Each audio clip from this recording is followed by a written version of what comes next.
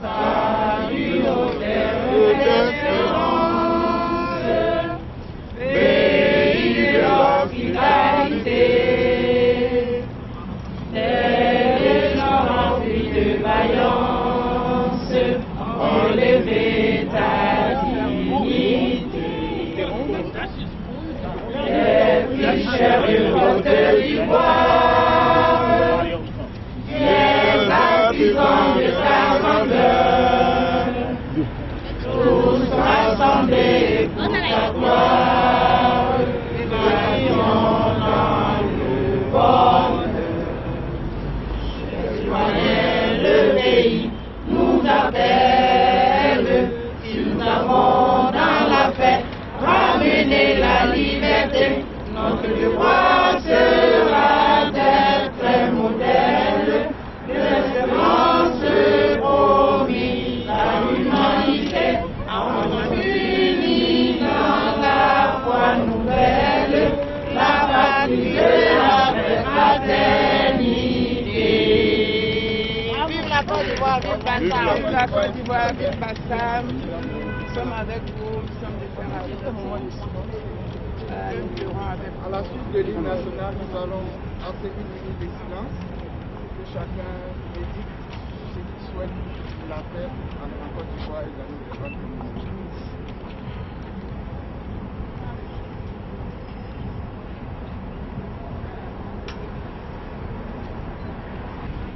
Nous refusons que quiconque nous enlève notre joie de vivre.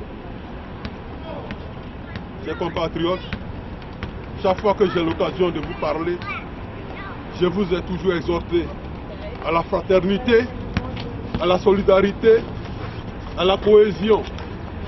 C'est une occasion de plus pour vous inviter à vous sentir solidaires, non seulement de ce qui se passe à Grand Bassam, mais de toutes les situations qui se passent dans notre pays. Ici à New York, comportons-nous comme des frères, comportons-nous comme des sœurs. L'unité doit régner parmi nous. La cohésion au sein de notre communauté doit régner à chaque instant, chaque jour, autour des événements comme celui-ci, mais autour des événements heureux. L'UNI nous a invités que l'UNI soit soutenue. Je voudrais remercier le président Michel Kouassi pour cette initiative avec tous les membres de son bureau. Voilà pourquoi, chers frères et sœurs, chers amis, je voudrais exprimer ma reconnaissance. Je voudrais vous exprimer ma reconnaissance en tant que consul général de Côte d'Ivoire ici à New York. Vous avez fait le déplacement, mais vous étiez aussi à Washington il y a quelques jours pour la même cause. Ceux qui ont fait le déplacement de Washington, je voudrais les féliciter. Nos compatriotes de Washington et même vous, vous êtes réunis dans les locaux de notre ambassade pour rendre hommage aux victimes des attaques de Grand Bassam. Ici à New York abrite la plus grande concentration d'Ivoiriens. Ici aux États-Unis, nous aurions dû être les plus nombreux. Mais ce sont nos divisions. Ce n'est pas le froid. Il s'agit plutôt de nos divisions. La cause qui nous réunit est au-dessus de tout autre intérêt. Nous devons montrer à nos autorités que nous savons taire nos querelles quand il s'agit de l'intérêt supérieur de la nation.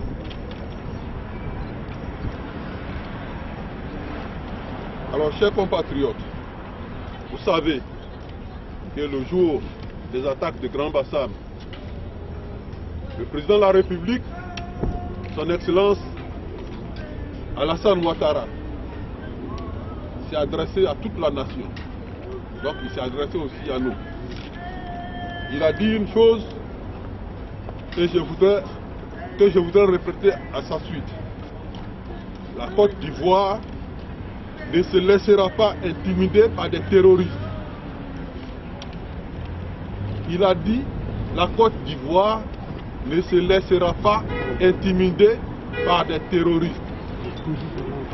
Alors, je vais vous inviter à ma suite à répéter. On va répéter cela 7 fois.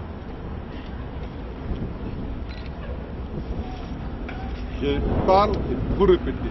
La Côte d'Ivoire ne se laissera pas intimider par les terroristes. La Côte d'Ivoire ne se laissera pas intimider par les terroristes.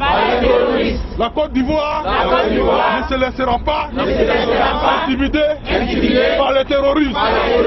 La Côte d'Ivoire ne se laissera pas intimider par les terroristes. La Côte d'Ivoire ne se laissera pas intimider par les terroristes. La Côte d'Ivoire ne se laissera pas intimider par les terroristes.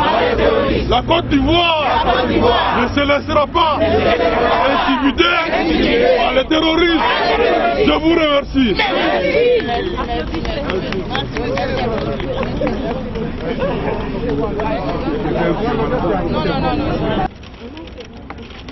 So, thank you for giving me the opportunity to express myself as the speaker of the Ivorian community in New York.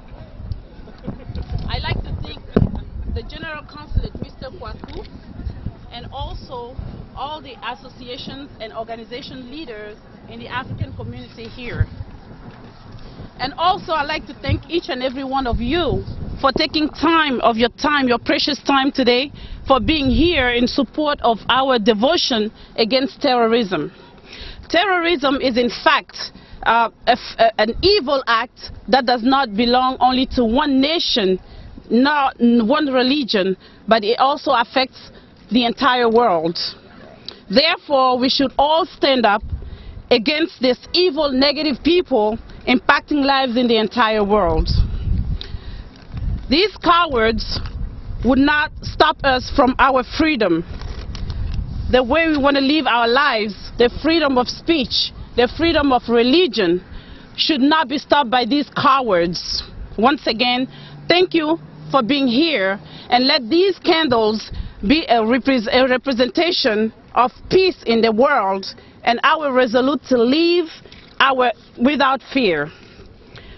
Thank you again for your support for this action against terrorism.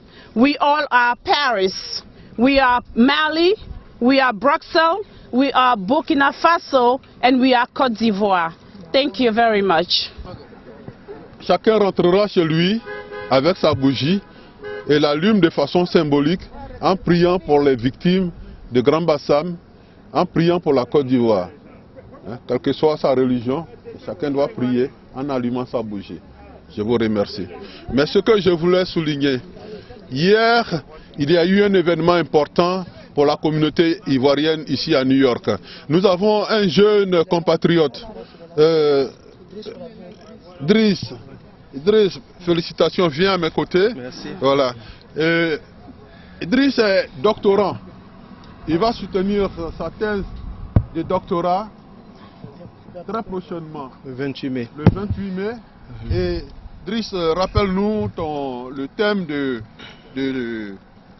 ton doctorat, de ta thèse. Et comme ça, chacun prendra conscience de l'importance des travaux de recherche que notre compatriote est en train de conduire et dont il a présenté les résultats hier. Spécial. En fait, mon doctorat, c'est sur l'écoute active, la pratique de l'écoute active dans la résolution des conflits interreligieux, interculturels, interethniques. Et donc, j'ai pendant 3 ans cherché à rencontrer les responsables, les leaders de la diaspora ivoirienne et à les écouter et à comprendre quelles sont les causes profondes qui en fait divisent ou qui éloignent les communautés les unes des autres. Donc voilà ce travail que je faisais et je pense que j'ai terminé maintenant.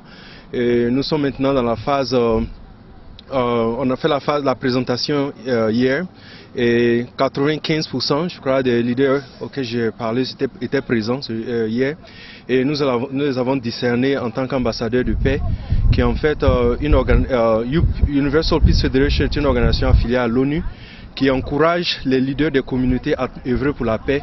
Donc c'est une nouvelle mission qui a été donnée aux leaders de la diaspora pour les encourager à pouvoir œuvrer pour la paix et à pouvoir venir ensemble. Donc voilà un peu globalement de quoi il s'agit. Nous disons aussi merci au sénateur Bill Perkins qui n'a pas hésité à nous aider pour pouvoir organiser ce rassemblement. Le consul a dit quelque chose de très important. C'est le rassemblement au niveau des Ivoiriens. Donc je profite de l'occasion pour dire à mes frères et sœurs, la Côte d'Ivoire n'a pas de connotation politique, à savoir RDR, PDCI, MFA et autres. La Côte d'Ivoire, c'est une nation, comme l'aurait voulu notre feu le président Félix Houphouët-Boigny. Et donc il faudrait que nous puissions ici aux États-Unis et particulièrement à New York démontrer cela à travers les actes de tous les jours. Je crois que tout le monde doit pouvoir adhérer à l'UNI. Il ne s'agit pas d'une situation de musulmans ou d'une situation de chrétiens. On vient à l'UNI parce qu'on veut que nos pays soient connus. Aujourd'hui, vous voyez dans la rue des gens qui passent et qui cherchent à savoir pourquoi est-ce que nous sommes rassemblés. Je crois que c'est le moment opportun pour nous de choisir pour dire que la Côte d'Ivoire est une et indivisible. Encore, on demandera aux autres de faire parler leur cœur. Ce qu'ils ont sur le cœur, je souhaiterais, les travaux de Idriss nous ont démontré que, à la suite, ils souhaiteraient qu'on forme un comité pour pouvoir discuter. Alors, ceux qui, pour des raisons, ont été lésés dans le processus de tout ce qui a été fait, je crois qu'on aura l'opportunité en été de venir parler. Ils peuvent venir s'exprimer. Une promesse que je fais devant tout le monde, si disons le processus que nous avons engagé, qui fait qu'aujourd'hui, je dis merci au président Fofana Karamoko, si le processus que nous avons entamé, quelque part vous a lésé, nous souhaitons que vous veniez, qu'on s'asseye ensemble à table, et s'il faut qu'on reprenne ce processus-là pour voir qui pourra diriger l'UNI, je crois qu'il n'y a pas de problème si on y met du cœur.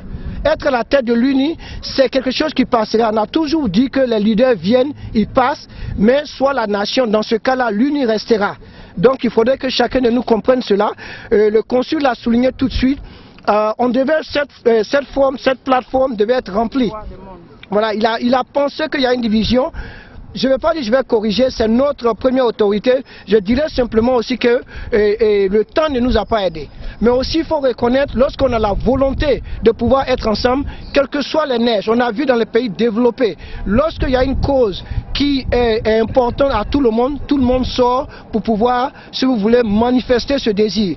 On a eu des Ivoiriens qui sont décédés, des Ivoiriens qui sont morts. Aujourd'hui, il y a des familles pleurées. Donc c'est de ça, la cause est vraiment grande pour qu'on reste ce soir. Donc je dis merci au nom de l'UNI à toute la communauté qui est venue ici aujourd'hui. Je vous dis franchement merci du fond du cœur, au nom de toute la communauté, au nom du bureau et au nom du consul général de la Côte d'Ivoire. Je profite aussi pour dire merci à son excellence Daouda Diabaté qu'on a invité, mais qui n'a pas pu venir compte tenu de ses engagements au niveau de Washington. Et finalement, je dirais merci aux autorités américaines, à travers le sénateur Bill Perkins qui nous a permis d'être ici. Bonsoir, que la paix règne en Côte d'Ivoire et que la paix règne dans le monde. Merci.